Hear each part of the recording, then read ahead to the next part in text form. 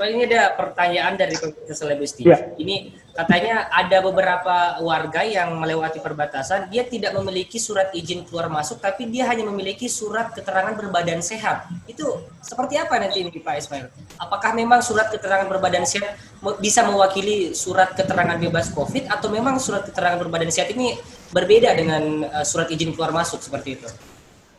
Ya, ini ya dulu, ini warganya dari mana ini Pak? Warga dari mana ini? Apakah di luar Maminasata?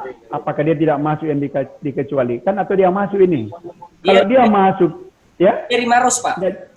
Oh, dari Maros. Ya. Dari Maros ini kan cukup memperlihatkan saja kalau dia mau masuk Makassar, memperlihatkan apakah dia penduduk. Ya tadi sudah jelas kalau dia Maros berarti penduduk kawasan Maminasata. Ya. Apalagi kalau dia pegawai atau ASN atau dia TNI Polri atau dia karyawan swasta. Ya, mungkin akan diberikan informasi atau secara edukasi bahwa selanjutnya mungkin dibutuhkan.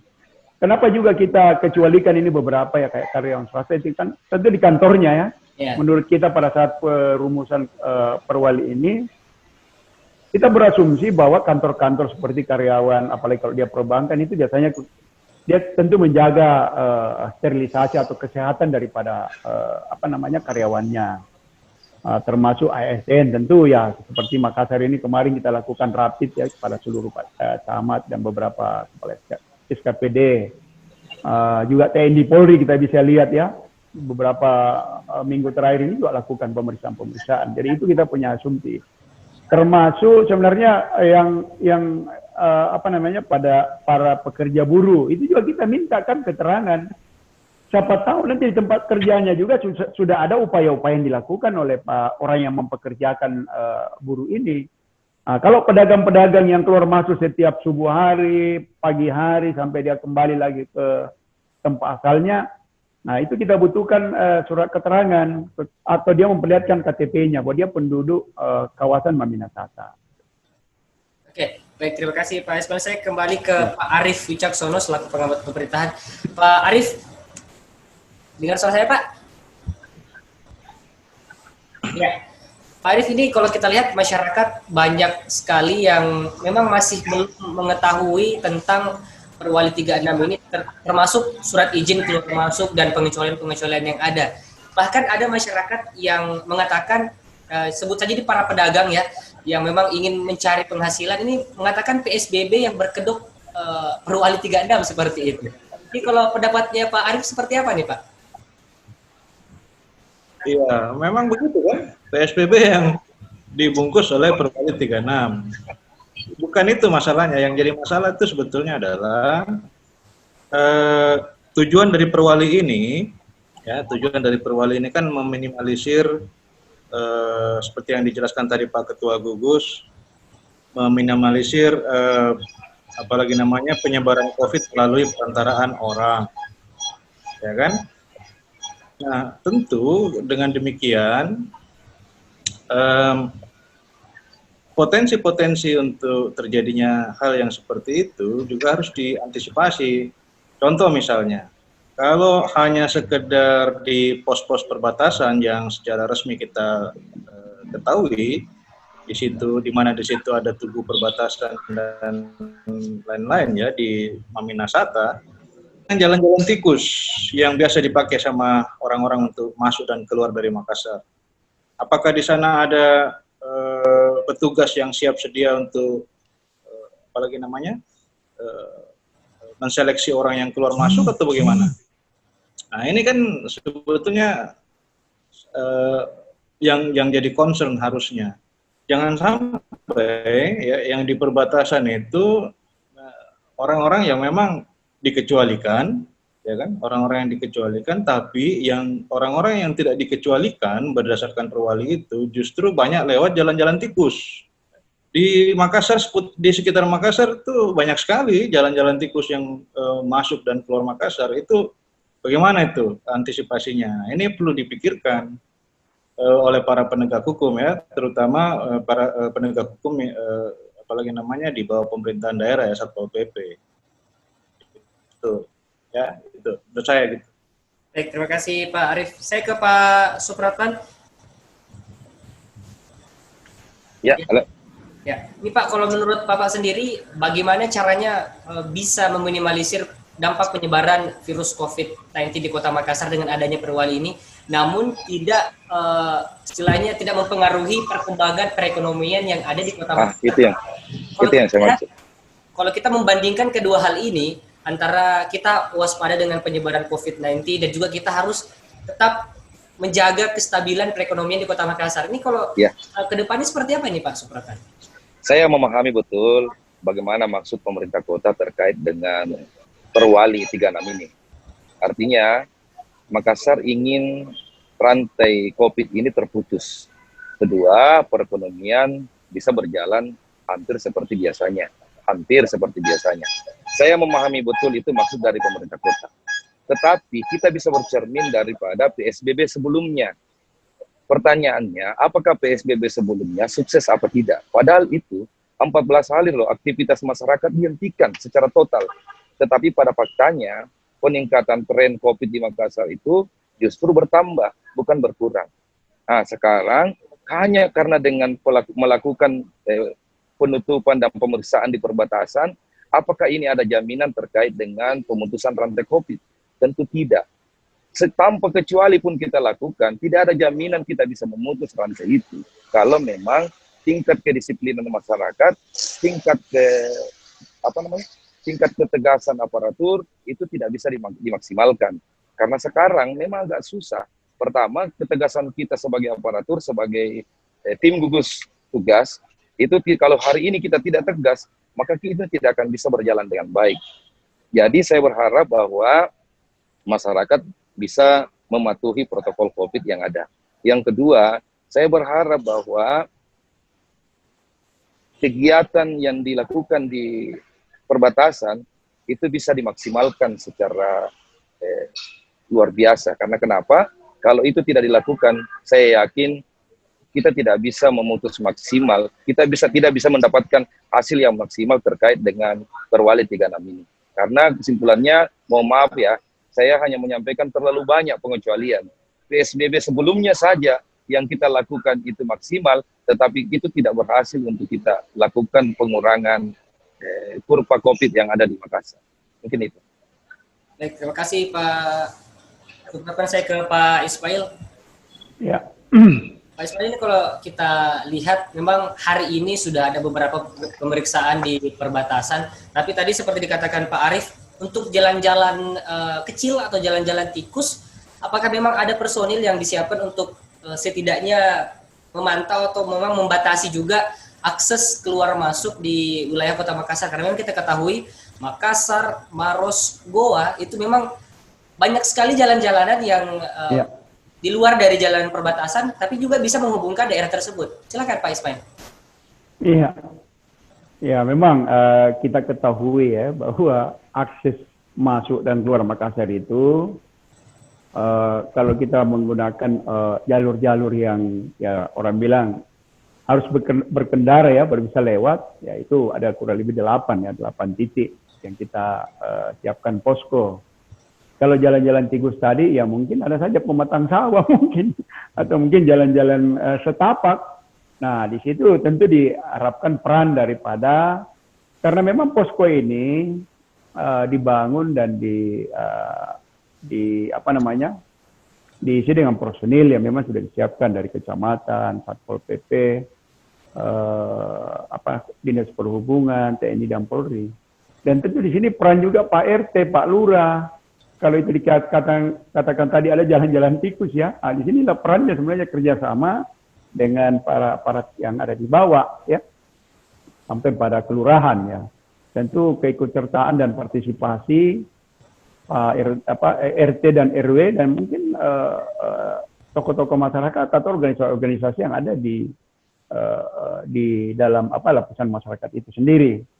Nah, perlu juga saya sampaikan mungkin di kesempatan ini bahwa Perwali 36 ini bukan hanya mengatur satu-satunya pembatasan pergerakan lintas antar daerah. Jadi ruang lingkup daripada Perwali ini itu ada 6 ya. Yang pertama itu ada di poin A di bab 2 pasal 2 itu yang pertama meliputi edukasi dalam upaya pencegahan penyebaran COVID. Nah, itu ruang lingkupnya yang pertama, dan itu sudah dilaksanakan dari awal sebelum efektif pelaksanaan pembatasan lintas daerah hari ini. Yang kedua ada koordinasi. Koordinasi ini tadi yang saya sampaikan. Kalau ada masyarakat yang mungkin main kucing-kucing lewat jalan tikus, ini kita sudah lakukan koordinasi mulai dari tingkat RT, RW, Lurah, Babinsa, kalau dari aspek keamanan, ada Pak Koramilnya di bawah, ada Pak Camat, lebih-lebih lagi kan itu sudah melakukan ya beberapa hari terakhir ya, setelah penetapan daripada perwali ini sudah dilaksanakan itu. Poin ketiga yang hari ini kita laksanakan, itu pembatasan perlintasan terdaerah. Dan di yang poin keempat ada pengawasan dan evaluasi. Pengawasan dan evaluasi itu kita bisa saksikan beberapa minggu terakhir. Kita punya inspektur COVID yang masuk keluar di pusat-pusat perdagangan, pusat-pusat kegiatan masyarakat, masuk di warkop. Itu sudah jalan juga. Jadi Perwali 36 ini sebenarnya yang rame hari ini karena memang cukup seksi atau sensitif karena orang mau melintas. Padahal sebenarnya ruang lingkup peraturan ini yang diatur itu ada 6. Setelah evaluasi ada sosialisasi. Sosialisasi ini sudah jalan juga. Kita bisa saksikan. Ya mungkin termasuk di forum ini kan bagian daripada kita mensosialisasi dan mengedukasi masyarakat. Bagaimana perwali ini bisa efektif, bisa masyarakat mematuhi, bisa masyarakat menjadikan acuan rujukan dalam melakukan pergerakan lah. Apakah dalam kota maupun keluar kota. Yang terakhir itu sanksi. Ya, jadi hari ini kalau umpamanya ada pelanggar yang tidak patuh pada perwali yang sudah disosialisasikan sebelum dilaksanakan ini, langsung umpamanya tadi contoh ada yang tidak mau rapid ya disuruh kembali saja. Tidak usah masuk ke kota. Atau orang yang mau keluar tidak bisa memperlihatkan hasil rapid testnya, apalagi kalau dia melintas pada kawasan Maminasata. Yang dijaga itu kita jaga wilayah. Jadi ini perwali ini cukup bukan hanya untuk kepentingan Makassar. Kita jaga juga saudara-saudara kita yang ada di luar Makassar. Ya, karena kita tidak mau melepas, tidak mau merestui orang yang masuk Goa sampai Takala sampai Bulukumba. Kita mau meyakinkan bahwa orang yang keluar dari Makassar ini juga bebas daripada COVID-19. Nah, itulah mungkin membedakan. Kalau tadi ada yang menyatakan PSBB mirip-mirip ini dikemas Perwali 36 ini mirip-mirip dikemas PSBB ya. Yeah. Itulah yang membedakan. Saat ini kalau dulu yang orang jadikan mengkritisi itu karena aktivitas hanya 11 bidang usaha yang bisa beraktivitas. Saat ini tidak ada. Yang dibatasi saat ini orang bergerak mau kemana, terus protokol kesehatan menjadi hal yang utama untuk menjadi perhatian kita semua. Gitu. Baik Pak Ismail, tadi juga saya sempat terpikirkan oleh perkataan dari Pak Supratman, ini kategori-kategori yang dapat pengecualian. Memang ada terakhir kategori lainnya yang dianggap sangat penting dan darurat. Mungkin Pak Ismail bisa kasih semacam gambaran sedarurat apakah gitu, sepenting apakah yang memang bisa dijadikan acuan agar masyarakat ini bisa melintas di perbatasan. Seperti itu Pak, silakan. Iya, jadi kalau diatur dalam perwali itu tentang perlintasan ya antar daerah, di situ memang ada pengecualian. Kalau dikatakan tadi yang mana itu orang yang melintas dalam keadaan darurat. Nah, di sini di pasal pasal 7 itu dijelaskan, di situ di ayat 2 poin B dikatakan orang sakit yang dirujuk ke Kota Makassar itu darurat, jangan lagi diperiksa orang sudah sakit. Nah, jadi ketentuan sebagaimana dimaksud berkaitan dengan pengecualian yang ada dalam kondisi emergensi atau kedaruratan, orang sakit jangan lagi ditahan. Itu kalau sudah ambulansnya lewat atau dia pakai kendaraan pribadi, orangnya diperiksa, oh ini orang sakit, jangan lagi, itu darurat. Jangan lagi ditanya, jangan lagi diminta mana keterangan, karena ini ya itulah kita Kota Makassar kan sebagai pusat pelayanan, bukan hanya aktivitas ekonomi, termasuk aktivitas pelayanan kesehatan yang ada di Kota Makassar. Di situ juga diatur ya memang di poin C di ayat di pasal 7 itu dikatakan kategori lain yang dianggap sangat penting dan darurat. Nah, disinilah fleksibilitasnya. Petugas kita sudah sampaikan yang mana itu. Tentu ada hal ya petugas melihat, wah ini jangan lagi ditanya sampai mana suketnya bebas COVID karena ini dalam keadaan darurat. Ya termasuk anak-anak sekolah kita yang saat ini kan ada beberapa perguruan tinggi melakukan tes, ya, yang tes yang seperti UNEM ya, beberapa ya. Itu dia hanya memperlihatkan saja keterangan peserta tes itu yang selain yang dikecualikan tadi itu sudah diatur di dalam ke yang darurat itu.